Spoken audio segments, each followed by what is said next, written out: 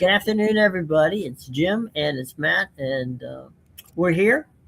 And it says everything football, but Matt and I are baseball guys too.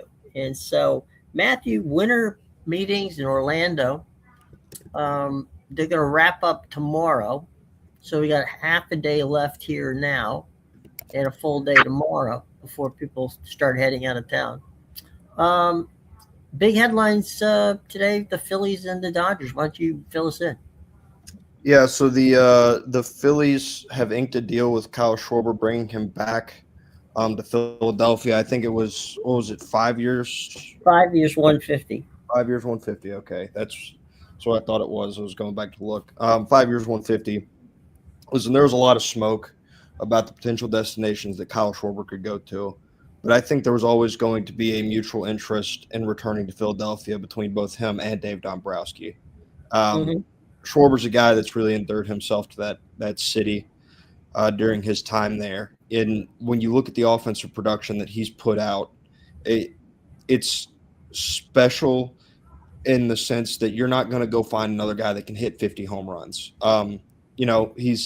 He's a little bit more up there in age in reference to some of these other Right. guys. Was he 34 now? Yeah. Um, he's really only going to DH, but you're paying $30 million for a guy that has that's probably not going to hit.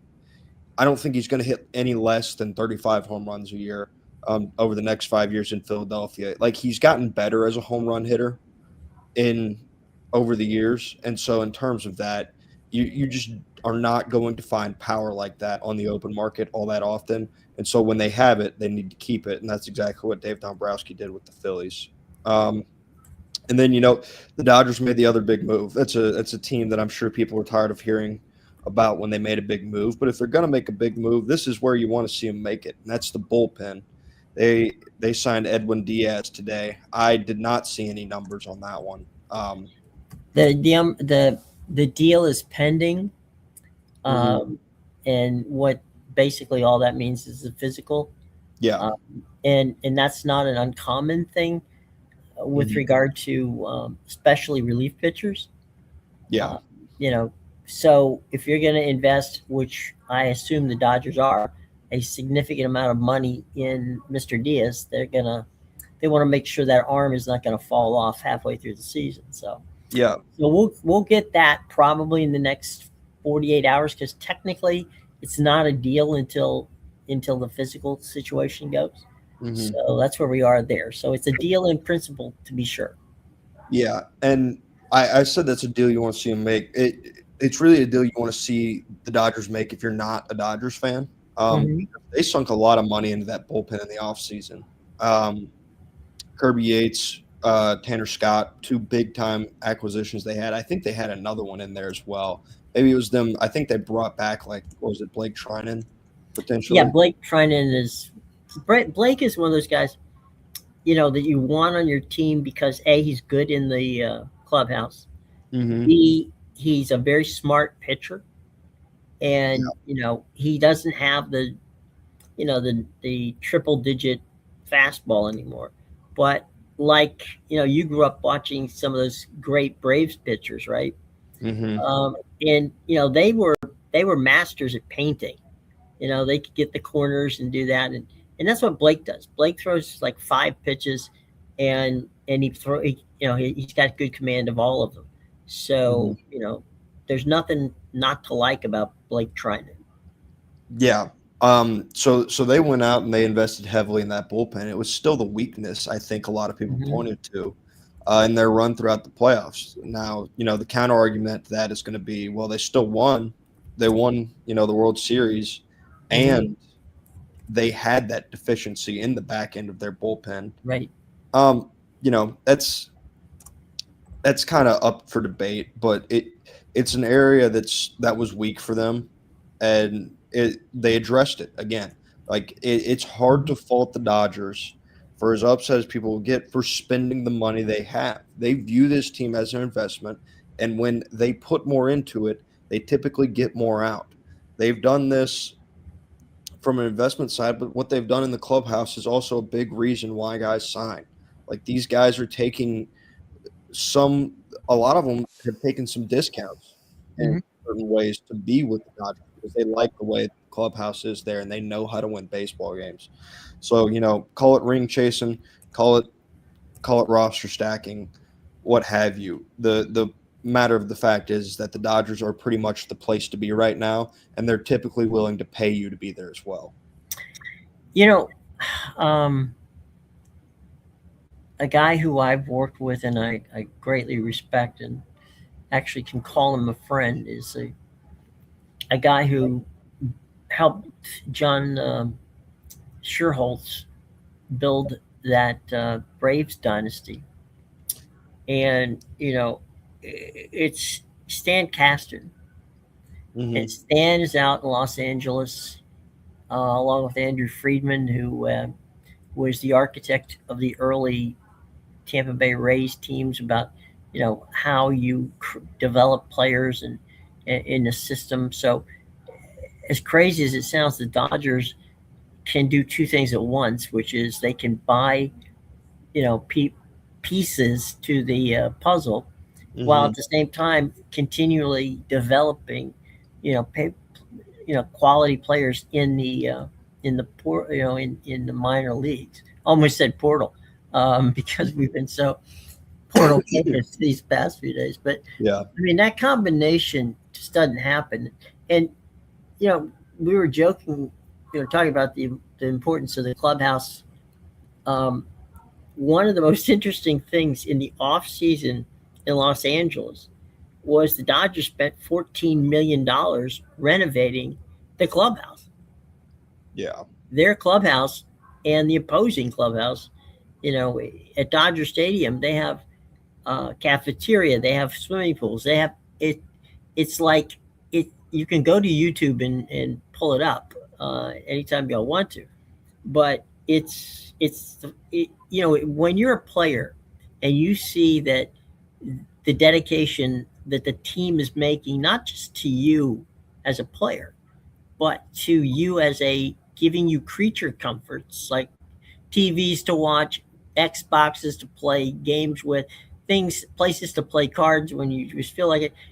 What has built the Dodgers is a family. They Mm-hmm. feel like a family. And you and I are talking in the pre-show about the fact that the wives and the girlfriends and everybody is part of that family. Um, Mm-hmm. you've got Freddie Freeman, who many of you remember from the Braves. Um, Freddie Freeman's son has a locker next to his dad's.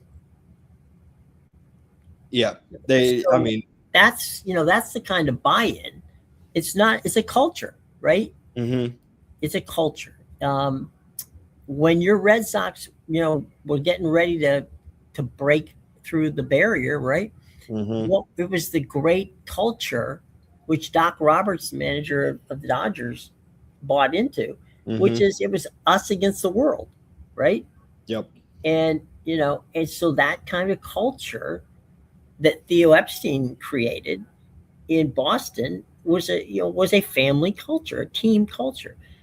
You cannot win with 25 independent contractors, Nope. and it doesn't matter how much money you spend.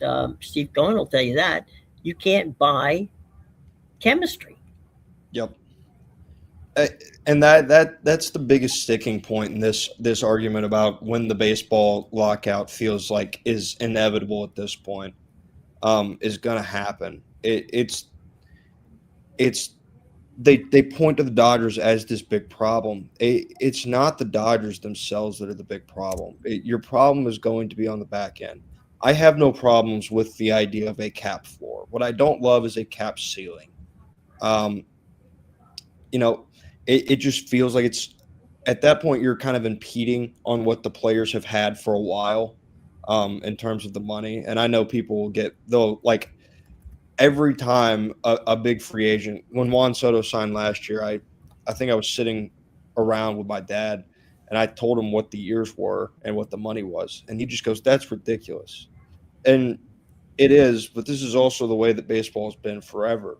And these guys have the ability to pick a place and stay at a place forever if they really want to. And for some of these guys, that's what they want to do. Bryce Harper, who it's been well documented his clash with the commissioner Rob Manfred when they came in talking about a salary cap. Mm-hmm. He's one of those guys. He picked Philadelphia after his time in Washington was up, and Mm-hmm. he's been there forever, and he's loved the city, and he's still got plenty of years left on his deal. Similar deal with Trey Turner. Like, these guys have that option.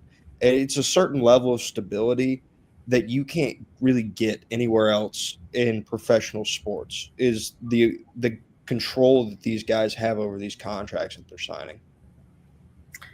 Yeah, and to your point about Philadelphia, there are cities, Boston being one of them, Philadelphia being another one. I'm not sold on the Mets, but we'll go there for a moment.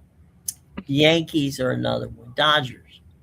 To an extent, the Padres are getting there to that point. The Giants used to be there. I don't know where the hell they are now. St. Louis. At times, the Cubs, although not recently. Cincinnati, these are all good baseball towns. Mm-hmm. And they're towns where players like to play because the city backs them and they love them. And yeah, sure, Philadelphia's a tough place when you're losing. I'm not. I was very encouraged to see that the Eagles plane was cleared for landing in Philadelphia last night, as opposed to sending them to Delaware Mm-hmm. um, after that loss. But you know, they will yell at their players and scream at their players. But if you go to the vet or anywhere, not the vet, I'm sorry, the bank or anywhere, uh, and start yelling against them, you better be ready to fight, because Mm-hmm. Philly fans are, you know, they're allowed to yell at their players, but you're not. And I think what Bryce, sold Bryce on it, and Trey. I mean, these are two of my favorite players. Um, was the basically the lunchbox mentality that the Mm-hmm. fans, they just want to come and watch and enjoy, and and love baseball, and Philly's been that way forever. I mean, they've always had a fan base. Cincinnati, who just made the playoffs last year for the first time in a long time, from the Big Red Machine days of the '70s. Uh, I mean, it's a culture. They love baseball. They love baseball in St. Louis, which might be the most polite baseball town in the world, because they'll, if somebody on the opposing team does something great, they'll stand up and give them a shout. Um, but there are towns, which used to be Pittsburgh, one of them, Kansas City, one of them, that, just singling out those two. There are more, but just singling out those two. And Atlanta has always been a good baseball town. Um, but fans will only put up with so much. And, you can't ask fans to pay ridiculous prices and not get a good product. So to your point about the baseball, what do they do salary cap wise? That I want to see a floor. I want to see somebody say, you know what? You must, as an owner, spend X amount of dollars. Mm-hmm. Get rid of the damn, you know, um, luxury tax, and just say, no, no, no. I'm not going to start. I'm not. The Dodgers are not going to give the Pirates money, because the Pirates aren't spending it on their players. Yeah. So I don't care if the Pirates lose, you know, $100 million a year. I don't care, because they're not spending that money. Mm-hmm. And if you want to have a ceiling, you got to have a floor. And I truly do not believe that the owners are ready to do that yet, and they No. may never be able to ready to do it. No. I mean, we're not going to have baseball, and it's not going to be because of the Dodgers and the way they spend. It's going to be because of that group of owners down there at the bottom. Your Colorado Rockies, your Pittsburgh Pirates, used to be Tampa Bay. Hopefully the change in ownership is going to change that. But there's a collection of teams, the Oakland Athletics, that just have not shown a willingness to spend. Um, you know, I think sometimes it's interesting. I don't know if these are PR moves, like just for the fan base, because sometimes they do this and they don't back it up by doing anything else. But like I remember when the Rays made a big offer to Aaron Judge, the Mhm. Pirates made the exact same offer to Kyle Schwarber that the Right. Phillies did. I think if Pittsburgh was honest, they knew that Kyle Schwarber wasn't going to come to Pittsburgh for that money. They knew that they were probably going to have to blow that number out of the water, and even then, there's a chance that he wouldn't come to Pittsburgh. So, is is there showing a willingness to spend actually them showing a willingness to spend, or is it a bit more of a PR move to try and take a little bit of heat off their back in terms of the spending? Because they make these Well, like these reports come out yeah. and then they don't back it up with spending later in the offseason. Oftentimes, it's a twofold thing, right? It's a public relations move, but it's a public relations move based on the fact that an agent who is friends with, one either a general manager or or ownership or whatever, needs somebody to be the Trojan horse and bid up the process.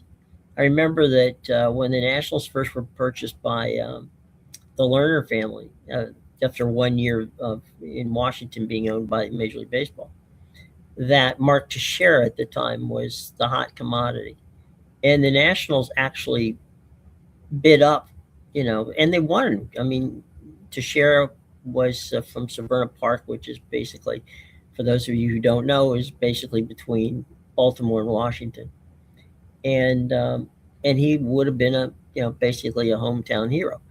That being said, he wanted to play for the Yankees. The Yankees paid him money, which probably was more than they wanted to pay, in large part because the Lerner family, getting a relationship with Scott Boras, bid him up. Now, the following year, the Nationals went out and signed uh, one of five different Boras players who aren't there anymore. But anyway, they went out. They got some Boras players. They set records in spending for Bryce as a play, out of college, and then Steven Strasburg before that. So, at the end of the day, this is a dance between PR and agents who want to, make the other teams who want their client to go above whatever that particular number is. I can guarantee you that, as you just chronicled about Schwarber, um, he wanted to be in Philadelphia. There's no, and at 150 for 5 years, that's a reasonable deal. You know, Mhm. it's not $700 million for a guy who isn't the greatest outfielder in the world, but you know, and again, no shade on Soto, but you know, it, it's what the market will bear. If the fool's willing to pay $700 million for a player, that's the market. But at this point in time, we don't have anything that is an incentive for the teams like the Pirates and even Cincinnati and some of these other clubs that you've mentioned to do anything what they're doing right now, which is pocketing a sizable chunk of cash. Mhm. I did find it interesting. Some of the reporting coming out of the general manager meetings Mm-hmm. and the owner meetings was that now everybody kind of feels like they don't have a lot of money to spend. Like it was never really talked about going into the off season, Mm-hmm. but the Red Sox came out of those meetings, and now they have a limit of where they feel like they can spend. Um, Before they don't want to get into that second luxury tax. And I thought it was telling about how imminent that lockout is, because Mm-hmm. that signal of a lot of these places feeling like they can't spend or feeling like they don't have the money to spend, Mm-hmm. is pretty telling on the odds of that happening, I thought. And I think it's going to be interesting to play out in terms of some of these guys looking for the bigger deals, is how much money is going to get doled out this offseason, who's going Right. to get traded. It they made mention. I was listening to something. If you've got a guy under 27 team control, like if he's under control for 26 and 27, Uh-huh. that's a guy that you want to offload this offseason if you're going to get the full return for him. Because if you go into next offseason trying to trade a guy that's got one more year of team control, being 2027, there's not value for him. Like as valuable as he may have been a year ago, that value is now diminished because you don't know how much baseball you're getting in 2027. So the market's going to move, I think, a lot more different than it has in years past. Honestly, the way things have started, probably a little bit quicker than the way things have in the past so far. And I think outside factors have a lot to do with that. I think we're going to see a lot more short-term contracts. Yeah. Yeah. It's interesting because the talk around Pete Alonso, because he seems to be the big name that's coming up after Schwarber has signed. He was a big name that was coming up before Schwarber had signed as well, with his market being pretty hot and pretty active. And they're not giving Pete Alonso 5-year deals.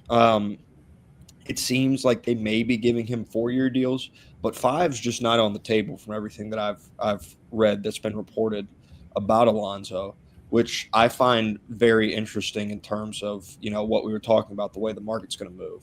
If a guy like Pete Alonso can't get 5 years, who is going to get 5 years? Is it Bo Bichette and Kyle Tucker and that's it? I don't know. It may not even be those guys, because at this point in time, we still have a television contract to be negotiated. Mm-hmm. So there's an unknown there, and I can remember in 1994, before the season, they literally the day before the season opened, I was doing a show called The Power Brokers for the Tribune Company, and we did an interview with Don Fear, who was the head of the Players Association, and at the time, the man in charge of negotiating for Major League Baseball. At that time, he was not the commissioner, but Rob Manfred. And Fear said, "Well, I believe that they'll blink, that the owners won't shut this thing down." And that was one interview. I go to the next interview, and it's Rob, and he said, "Oh, absolutely, we shut it down. We may even shut it down before the All-Star break." And I said, "Well, okay, let's play this out. You shut it down at the All-Star break. Are you going to blow up the series?" He goes, "If need be, we will." So the owners were dead set on, it was going to be done the way the owners wanted it to be done, or there wasn't going to be baseball. Mm-hmm. And, we all got in the train and went up to Camden Yards and watched opening day up there. And, as we know, history being what it is, that 1994 was the strike. And ironically, the strike was broken by a judge in the lower district of Manhattan by the name of Sonia Sotomayor, which happened to be one of her last cases before she was, elevated to the bench of the Supreme Court. Mm-hmm. So, yeah, I mean, don't ever underestimate. And here we are in such a way where baseball is on the upswing, right? So yeah, here we are on the upswing, and what's going to happen? I mean, in 94, okay, the Montreal Expos were about 2 weeks away from having a stadium deal done in downtown Montreal that would have made everybody with the Expos happy, and Montreal would still have a baseball team. Mm-hmm. When the strike went down, suddenly there wasn't an urgency to build that baseball stadium. Yeah. And that tumbled, into other areas of baseball. And it took what was it? It took to Sammy Sosa and McGuire's, home run in the, later in the 90s before fans even began to start coming back to baseball. Yeah. I mean, there's so much. It feels like there is a lot of forward momentum with baseball. You know, it, it feels weird to say, but having a villain like the Dodgers, like for all we've talked about, Mm-hmm. having one common like rooting disinterest Mm-hmm. is actually kind of good for a sport in a Sure. lot of ways. Because like when I think about, really when the NBA was last at like its peak, it was because the Warriors and the Cavs were playing every single year. Mm-hmm. Those were two teams that for as much as people probably wanted to see something else, like I don't know if they wanted to see the Cavs get out of there or the Warriors get out of there, but people wanted to see something different. And so it was almost must see TV because you kind of wanted to watch them lose. I think there's a similar kind of momentum building towards the Dodgers as well, where you kind of want to see anybody but win. I mean, heck, I'm a guy who roots for the Red Sox. The Blue Jays are in the AL East. A rival of the Red Sox. I would have preferred to see the Blue Jays win the World Series personally. Like that's what this stuff does in a lot of ways. And it creates a lot more eyeballs on the sport overall. And they have this forward momentum going. It feels like they've done a really good job. A lot of their content now, they've got a lot more younger content creators through guys like Jared Carabas and Mm-hmm. all of the what is it, the John Boy Network. No matter how you feel about them, Right. the John Boy Network of people also kind of tap into a younger audience. So they've done a really good job of, to be honest with you, something that golf is trying to do right now and tapping into a younger audience, and they're at risk of throwing it all away. Yeah. I mean, you can't alienate fans. It just doesn't work. Uh, Especially when you're looking at people who may have contracts that are, you know, well beyond the grasp or in some regards even estimation of what would it be like to make that much money. Mm-hmm.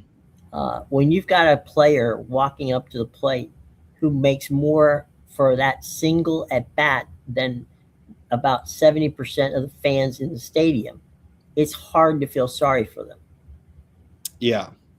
And at the same time, you have to look at the ownership, right?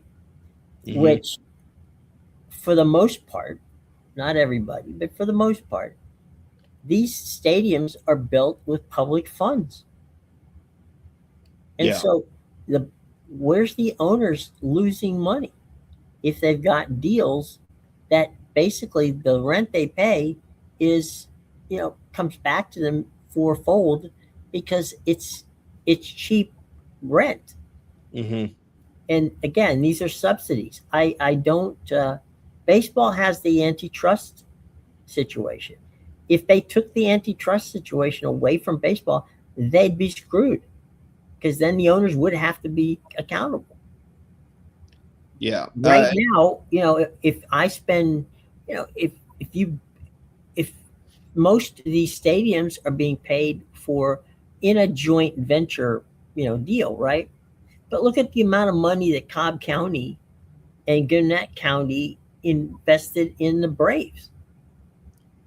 And I'm not just picking them out. It's just that they built what they call a baseball city, right? Mm-hmm. And that's kind of the template that everybody wants to do. Now, it's great, but that investment had a significant chunk of both private, but also a significant chunk of public cash. Yeah. So you're telling me, I'm sorry, I own the team. I'm not going to field a baseball, team this year because, we can't agree on these kind of things. Okay, so what's that do to the restaurant people who have restaurants near the ballparks, and the people who work in the ballparks, the vendors and the and all the ancillary businesses around that area? It puts them in peril for 6 7 months. Yeah. So it goes beyond just what happens in the boardrooms. It goes, to all of us who have a rooting interest. I mean, from my standpoint, back in the day in '94, that cost me a season of work. I mean, I directed other things, but you pencil in 200 days out of your schedule for baseball, Hmm. and if it ain't there, you got crews from coast to coast ain't doing nothing because there ain't no baseball to do. Yeah, yeah, and I mean, that's where we're headed. So, is there anything now that can stop it? Would be I my don't question. know. I don't think that there's cooler heads, and that's the problem. I think you're right on that. I really don't see a world where somebody's going to get out of the way and just like kind of take a step back and go like, "Hey guys, let's look at what we're about to do here. Like, let's look at this. Obviously, we've all got the money in our pockets that we care about, which a lot of the owners care about more than the team, which is it's fine. It's an investment for a lot of these people, um, but at what point do you realize that while you may feel like the answer long term for the best health of your investment is to go down this route and get a salary cap, but if it kills all public interest that you have in your sport, then it very well may not be.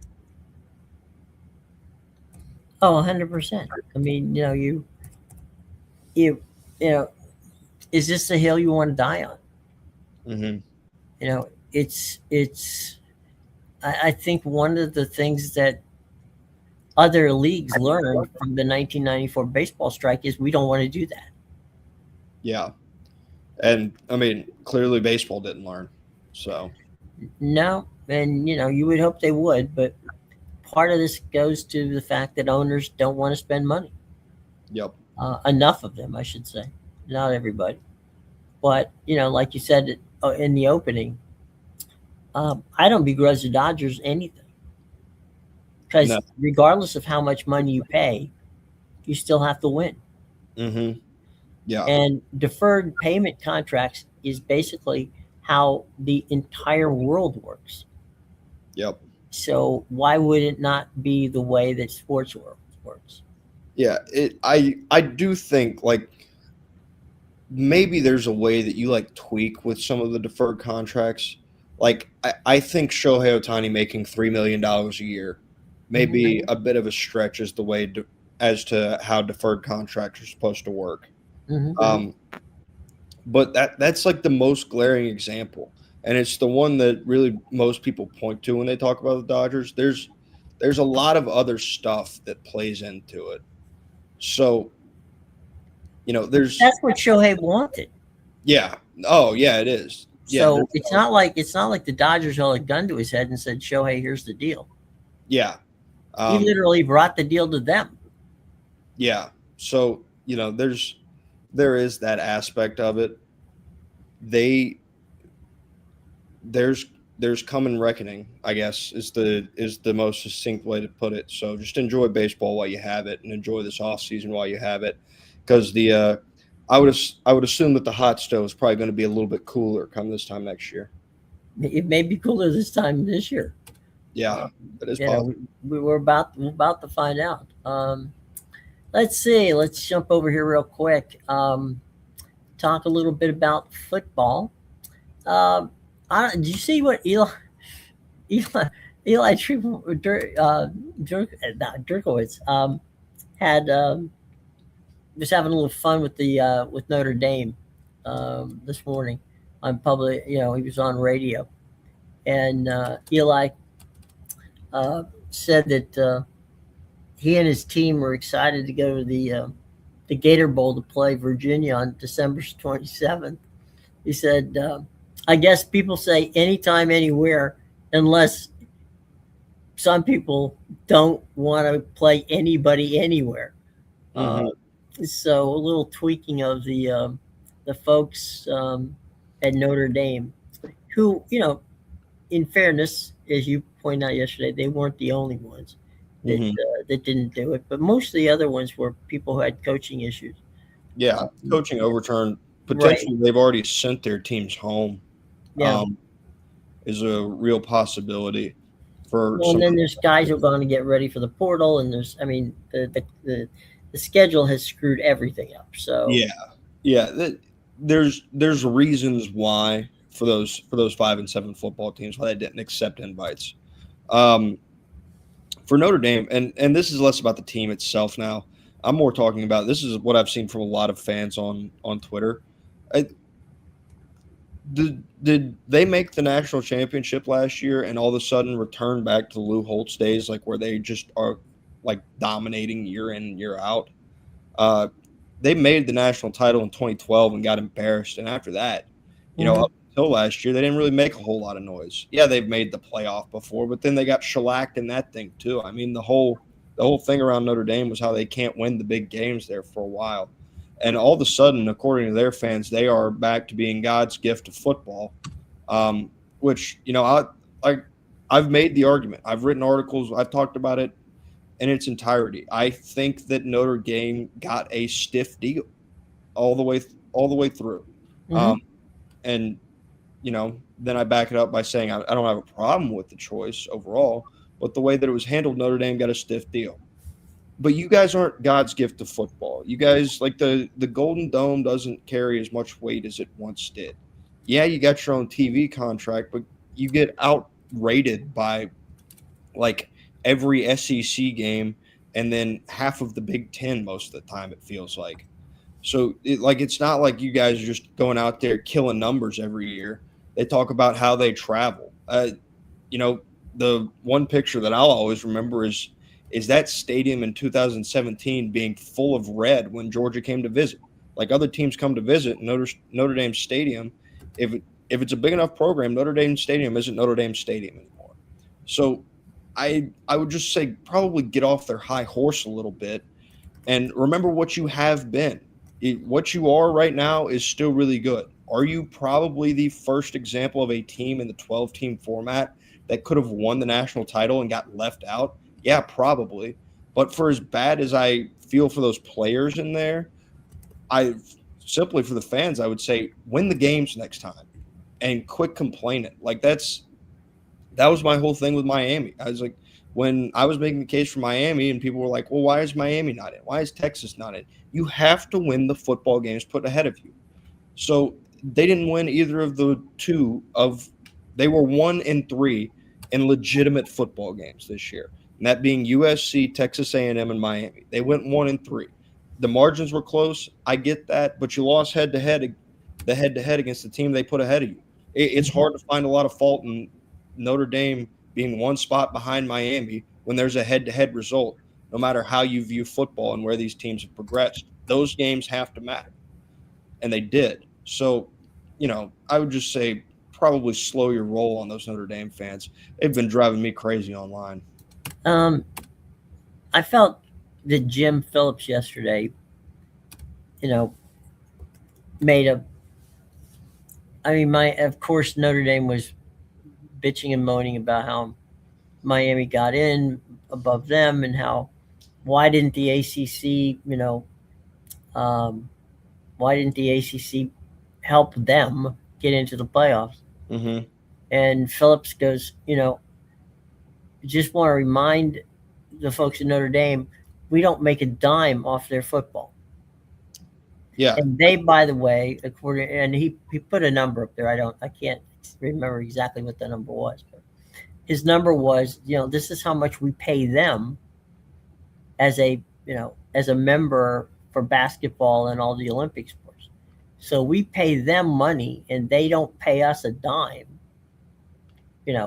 They make money with us in the conference, but they don't make television money. I mean, as you're at the point there, they don't get a dime of the NBC money. Mm-hmm. Yeah. So what exactly, how I'm supposed to help you get into the playoff ahead of one of the teams who I actually receive money from? Mm-hmm. On what world does that make sense? And Also, there's a lot to do about them joining a conference. Like, what would joining a conference have done for Notre Dame, really? Like, Duke was in the ACC and they won the ACC title. Mm-hmm. What good did being in the ACC do Duke this year? None. They won the conference title. Good for them. They'll be going to a bowl game. They're not in the playoff. What good did being in a conference do BYU, a former independent, Mm-hmm. now that they're in the Big 12? Nothing. They lost twice. They lost in that conference championship game convincingly, and that moved them completely out of the playoff discussion. So the extra game in the conference championship argument isn't really to be had there. But if you're the ACC, like, is Notre Dame just got their head like stuck in the ground in terms of the way things go? Like, I understand you have a partnership with the ACC, and I think it was always going to come out this way, regardless of result. That Notre Dame, actually, no, not regardless of result. If Notre Dame made the playoff over Miami, I don't Mm-hmm. think you would have heard an ill word out of the ACC about Notre Dame making it in over But Jim Miami. Phillips wouldn't have said a word. But you've got this effectively private entity in Notre Dame in football who gets a seat at the table like they are a conference, and they just expect preferential treatment from everybody. The committee didn't give it to you this time. That's tough. I guess what I would say is play a better first half in Miami Gardens, Florida, week 1, and you Mm-hmm. don't have this problem. So, or here, I got a better one. Close the door on Texas A&M when you got a 2-possession lead on them at home. That'll do it as well. You didn't do either of those things. So, for as much as I liked the team overall, I really like Jeremiah Love. I think he honestly should probably get the Heisman Trophy of the candidates, which is a different discussion. But for as much as there is to like about Notre Dame, man, the people around the program sure do stink right now. Well, it's it does reek of entitlement. Mm-hmm. We're Notre Dame, so you need to help us get what we want. Well, you know what? If it's a one-sided relationship, I'm pretty sure that's not in the best interest of anybody.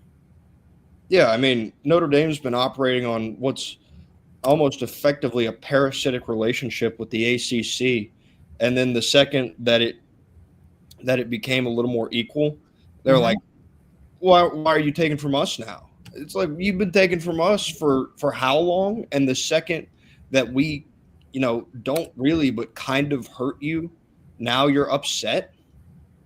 I don't know. It Well, just think seems about it. I like, mean, at the end of the day, all they ask of them is they play 5 games against the opponents.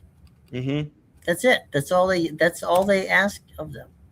And that doesn't mean 5 home games for where the ACC can actually even pick up a little cash off the deal. yeah, That means they could have 3 of them. Basically, 3 of those games could be at Notre Dame, mm-hmm, and 2 of them on the road. yeah. So And by the way, here's the funny part: if you didn't want to play in the conference, right? Why'd you sign a 30-year deal with Clemson? mm-hmm. Or here's another one. If you're so upset at the ACC, why'd you go running to the ACC in 2020 to save your football team? Right. That's something that did happen. You guys were not going to play football in 2020, and you ran to the ACC and was basically like help us. Like, we Mm-hmm. have to be a part of a conference this year, and they allowed you in. They just have seemingly forgot everything that the ACC's done for them on their side of it. Mm-hmm. Well, it's one of those things where you just sit back and go, I don't understand it. But, you know, it, we're going to talk to Jack Healy a little later in the week. And Jack, who handles the bowl situation, will tell us, indeed, if there is a future for bowls coming up. And will the whole situation of how life is nowadays really be something we can look forward to, or something we're in trouble with. Mm-hmm. Let's move on for a few minutes over to the National Football League. Uh, it's last night's game with the Eagles and the Chargers was a bit of a rock fight until all of a sudden, the final quarter of the game when the Chargers were able to mount, what ended up in being a comeback and one of the few drives they had the entire game. Mm-hmm. Yeah. Jim, I'll toss this out there because I thought it was kind of funny. Sure. Entering last night, personal thing here. In my fantasy matchup, I was down 10 points. The guy had Jalen Hurts waiting to play, and I had Cameron Dicker, the Chargers kicker, waiting to play. I Mm-hmm. won that matchup because Cameron Dicker put up 20 points, went 5 of 5 on field goals, and 1 of 1 on extra points. And Jalen Hurts put up like 0.4 points. I came back and won my matchup. I thought that was hilarious that I came back with a kicker against a quarterback. In terms of that game, something has to change for the Eagles on offense. I don't know what it is. At this point, it feels like it's something you can't change mid-season. They are where they are right now because of their defense, not because of their offense. Saquon Barkley isn't the same version of himself last year. I don't know what's going on in their passing game, but it is bland, it is vanilla, and it is not working. I don't know if it's Jalen Hurts' fault. I don't know if it's the offensive coordinator's fault. I don't know if his timing's off with his receivers. I don't know if it's the offensive line's fault. But something has gone wrong. And at this point, it feels like something they can't save in the middle of the season. No. There. You look at it, and I mean, Jalen Hurts has the ability, right? Mm-hmm. You wonder if these guys are running the wrong routes. I mean, 3 or 4 times, 2 of those picks that he had last night, the 2 receivers were within 2 yards of each other. Mm-hmm. And those were tipped passes because hell, there were so many people over clustered in that one area. It's like, of course somebody's either gonna catch it or it's gonna get tipped. Yeah. Wouldn't you have 4 interceptions last night? It was something like that. They had 5 turnovers, 4 picks, and 1 fumble. I mean, heck, he got credited with 2 turnovers on one play because he threw a pick. Right. They forced a fumble. He picked it up, and then he fumbled it back to him. Right. So he got credited with 2 of them. It's like on one play. That's not an easy thing to do. It just feels like a summation of what the Eagles' offense has been this year, which it just hasn't been good. They really have. That defense has been like a saving grace in a lot of ways for oh God, why am I just blanking on his name? The head coach, Nick Sirianni. Yeah, like it's an interesting cycle that Sirianni goes through because this isn't a new cycle. This is the same cycle that we saw before. In 23, in 22, they made it to the Super Bowl. They lost to the Chiefs last second, heartbreaking fashion. They lost both of their coordinators. They came out the next year, and their offense stunk. It was bad. And then they went back into the offseason. They made some changes at the coordinator positions. And last year they went on a run and they won the Super Bowl. Well, guess what? They lost both of their coordinators again, I think. I know they lost Kellen Moore. I think they lost their defensive coordinator as well. And now you're back in the same boat that you were back in 2023, where you just came off a Super Bowl looking to repeat, and you just don't have the offense to do it right now. No, they don't, and they don't look like they're gonna find it. No, it would be incredibly difficult for the Eagles to find a way to turn around what this offense has been thus far in the season. I just don't know how you do it because it's not a simple fix. Like there's multiple facets of this offense that are going wrong for it to look like this on a consistent basis. Mm-hmm. It's there's no way you can there's no easy fix here. Mm-mm. And now you've got them in a pickle. You've got the same situation in Kansas City. You've got a Kansas City team that they either look old or they just can't seem to get out of their own way.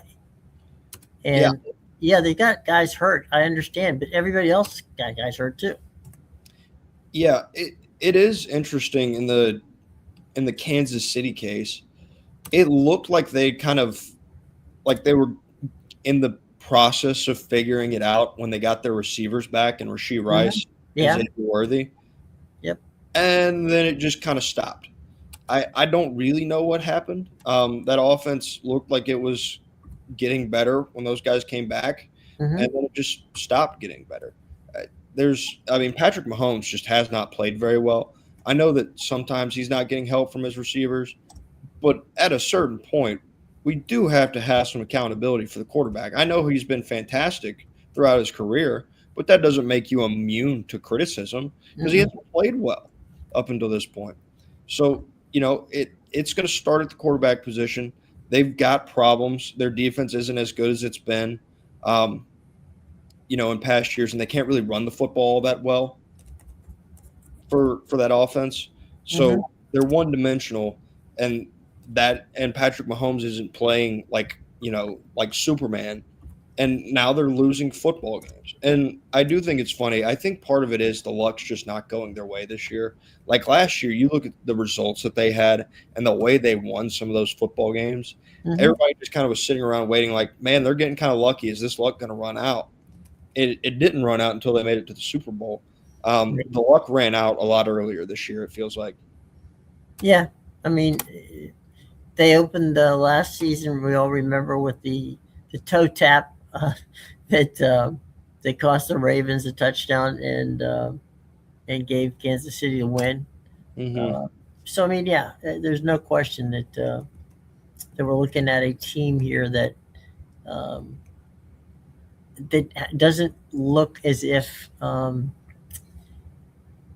they can meet the expectations of what the people continue to say, well, we can't count the Chiefs out. Well, I get it. Okay, they've been counted out before and they came back before, but there's going to be a time when the Chiefs aren't coming back, Hmm. and this might just be that season.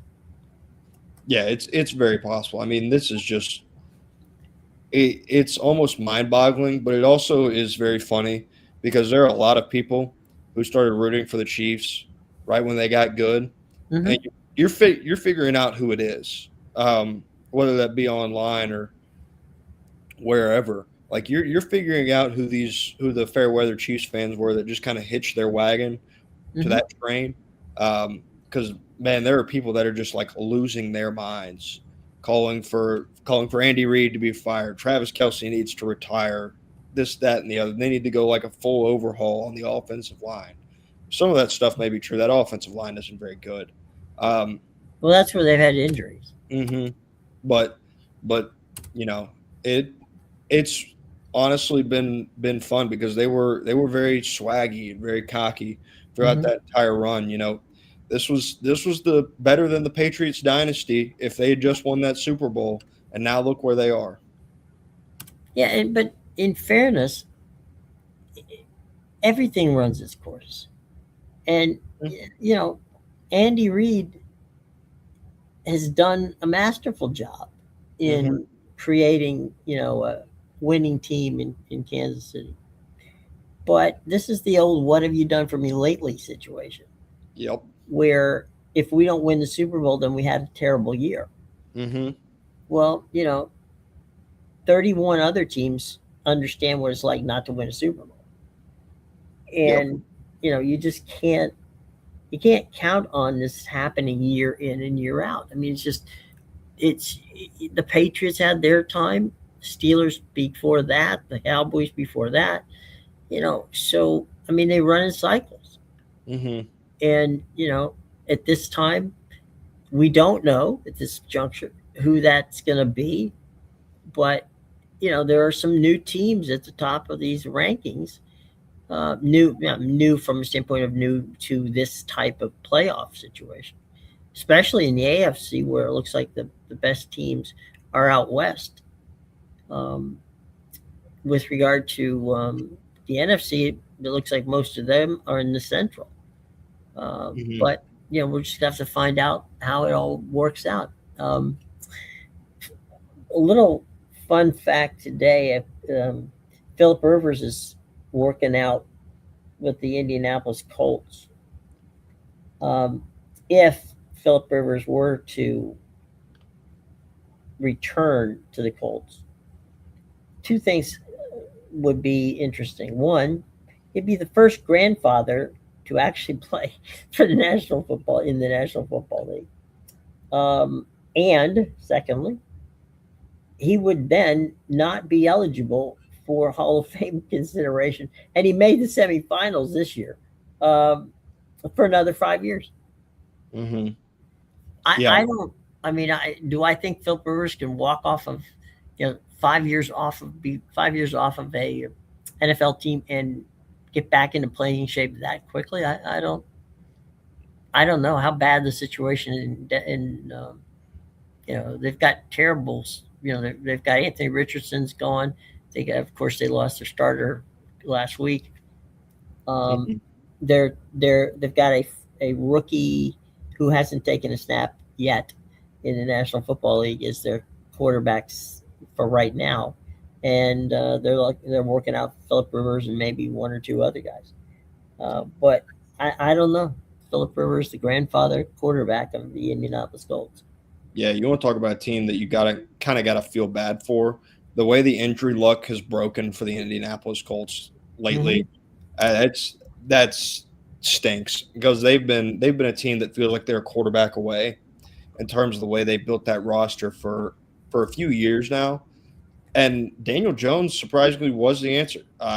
Never in a million years did I think I'd be saying that, but he was the answer for the Colts for a while. Mm-hmm.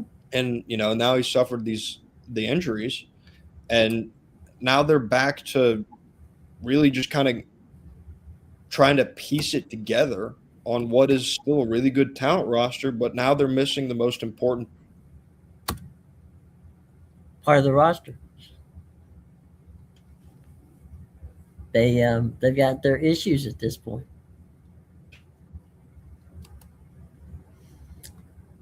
Um, we have a little issue with Matt's mic here for a second.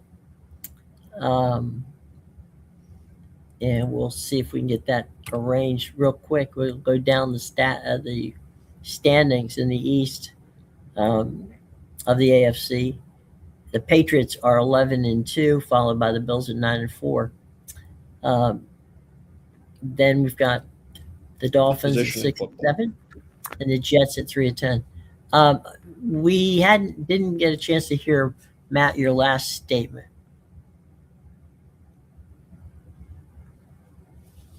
And he'll be back in just a second.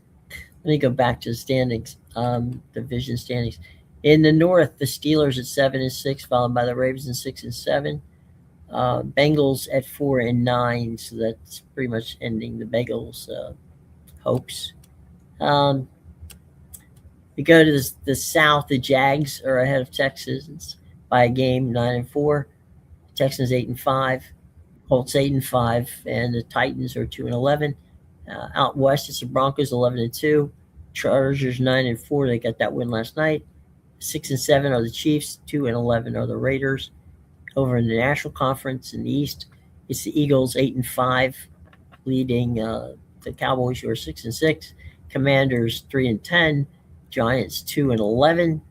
Packers in this NFC North at 9-3, half game ahead of the Bears who are 9-4.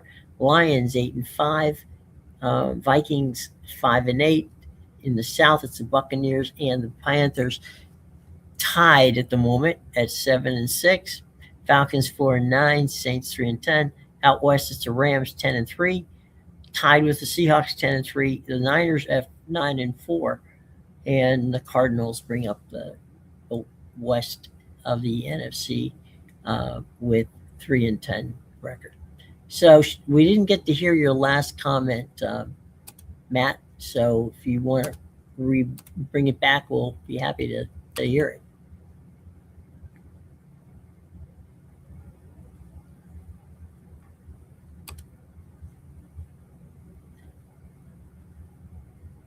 Okay.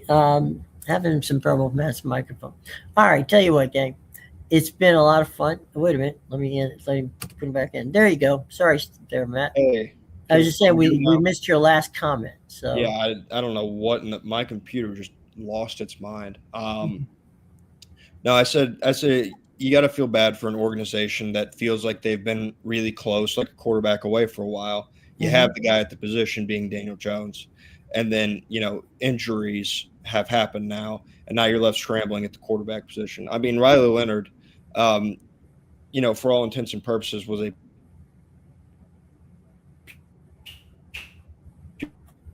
pure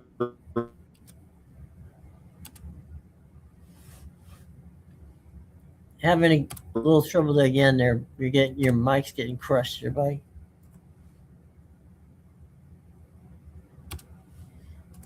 Wait a little bit longer.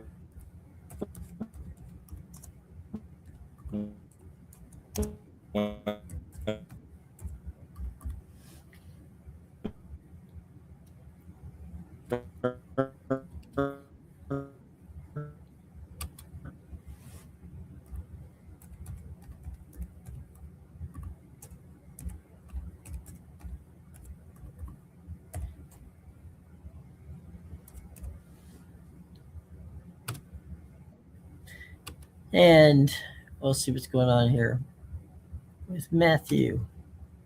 There he's back. Okay. There you go. Let's try it again. Yeah, I'm on my phone now. I think I might just have to sell the computer at this rate. Or throw it out the window, one of the two. Yeah, or throw it out the window. I was like, as I was saying, the culture now left scrambling at the quarterback position. Obviously, it's never ideal to have to bring a guy in like Philip Rivers Mm-hmm. to work him out. It's just they were on a really really special run overall, and now they're really left with nothing to show for this season in all likelihood. Mm-hmm. As much as I would like to believe in Riley Leonard because he was a winner in college. He just Mm-hmm. was. He won at Duke. He won at Notre Dame. Um, so the talent of Riley Leonard is not something that I'm going to sit here and deny or say that it can't work out. But expecting that in a rookie season when he isn't 100% healthy is a tall ask. Mm-hmm. It absolutely is. And, at this point in time, I'm not so sure that that's the kind of thing you're going to be able to pull off. Yeah. It's you're asking people to do things that actually they're just not capable of at this point in time. Yeah. So. So there you go. Any final thoughts before we get out of here on a cold here on the East Coast um, Tuesday afternoon? Uh, yeah. I want to make a statement more about the Heisman Trophy as a whole. Huh? This year is going to be very telling to see if the Heisman voters are hypocritical or not. Last year, I think we can all look at the numbers and understand that Mm-hmm.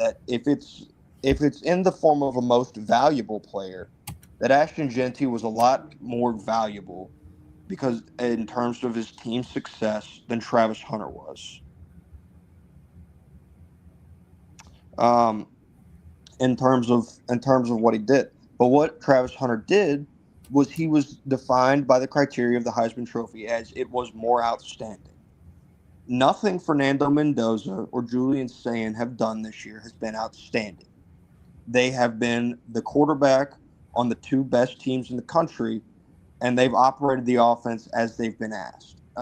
They put up gaudy numbers to in a kind of Diego Pavia has more passing yards than Mendoza does, but Mm-hmm. Mendoza's rushing numbers have been very good this year. But they've put up some pretty good numbers, but it's not what they've done hasn't been outstanding. What Jeremiah Love and Diego Pavia have both done have been outstanding in terms of the plays that they make and what Pavia did for Vanderbilt, turning that place into a 10-win program, and what Jeremiah Love did on a Saturday in Saturday out basis in terms of when the football was in his hands. Those two were the most outstanding players in college football. The other two are the two best quarterbacks on two best teams in the country. So, pick and choose as you will, But if this is an MVP award, then yeah, give it to one of those quarterbacks because that's technically what they would be in the eyes of the NFL. But if you're going for outstanding, Pavia and Love have a lot better argument than either of those two guys do. Mm-hmm. Well, it's going to be.